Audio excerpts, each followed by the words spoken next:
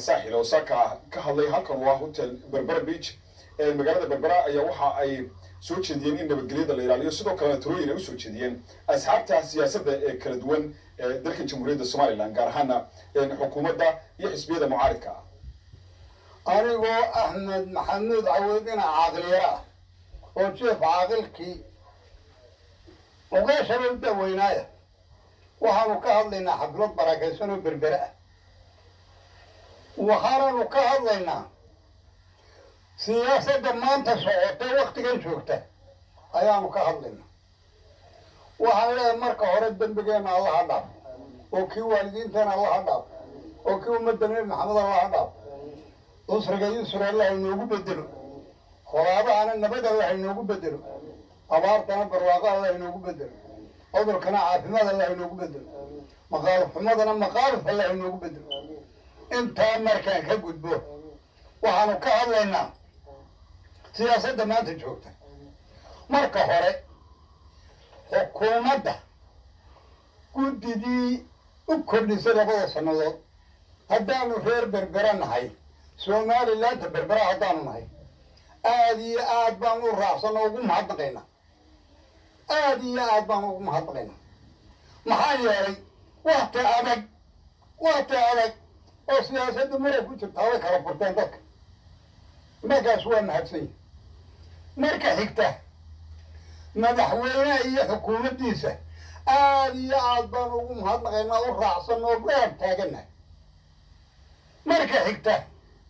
walaaladayada xisbiyada mucaaradka waxaan leenahay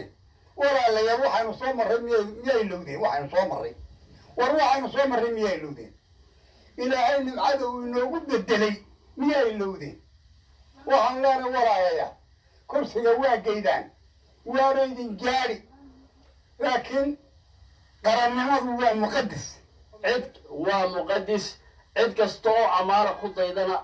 ma ogolin nabadgelyadeen walaala ku nahay ciddii maanta kursi doonaysay ee doorasho ka soo qali gaysay welcome doorasho waa inoo diyaar ayaana wax la iska gaari karo dee kusoo diyaar garooba sidaa u hanan lahaydeen mujtamaca Somaliland u hanan lahaydeen dee ka shaqeeya laakiin gabaare gurdays iyo waxbaanu gelaynaa aadeer dalkan horaa looga maray qaran baa la maraya qarannimada Somaliland maanta waa muqaddis cid maanta hanjabta oo ogolay ma jirto wayna daashadeen kullay ururadan iska soo taagan wayna daashadeen dhiig cusub bay u baahan tahay maanta Somaliland dhiig cusub bay u baahan tahay in lagu shubo waxaanu soo dhaweynaynaa ururada cusub waxaanu leenahay ururadii horena waxaanu leenahay waa dee tartama in badan baanu soo hortaagnaydeen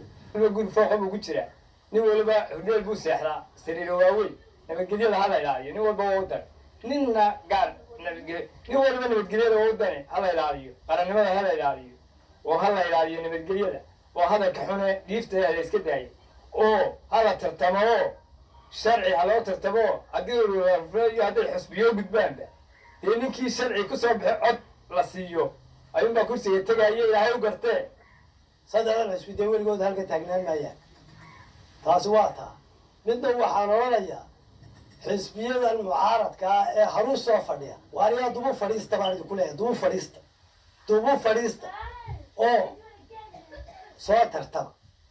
dubu fadhiista waa soo fadhidaan hore u soo fadhidaane dubu fadhiista sidaa waxba laguma heleen fartaasuu muuse ku fadhiya fartaydaasuu ku fadhiya farta ayuu ku fadhiyaa farta shicibkuu ku fadhiyaa ina nabadgelyada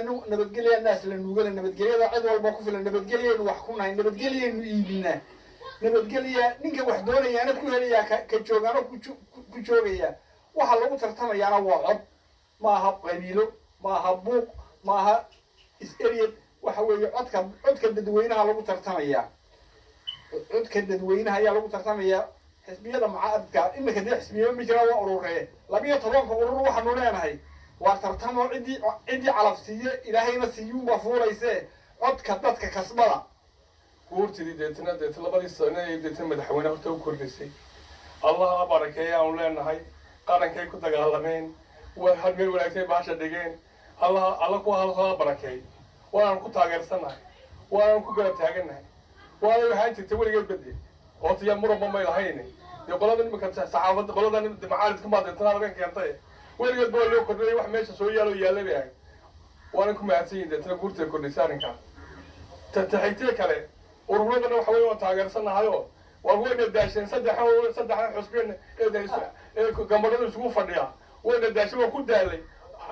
ha saddexduba hadday doonahayna dhaafaane waxaan soo dhaweynaynaa 12 urur baa deetana waa tartaba u leenahay maanta waxa aynu soo maray waxaanu ku bedelinaa nabadda maanta nasanid ilaahay taa inagu wado wixii buuqana ilaahay inaga tuuji buuqana nabad ku bedesha jacaylkiina tarta ku bedesha iyo madaxweynimadiina iyo dumistiina iyo ganacsiina nabad ku bedesha haddaa buuq ku bedeshaan buuqa waa laydinka badiyaa waa laydinka horeeya 12 urur inay tartamaan ninkii alla u qoraabay manaya nabadgelyo saasaan taageersanay waxaana ay sheegeen in nabadgelyadu ay muhiim tahay isla markaa loo baahan yahay in qof kasta oo reer somaliland uu ilaaliyo mukhtaar cabdiraxmaan maxamuud telefishinka garanka somaliland berbera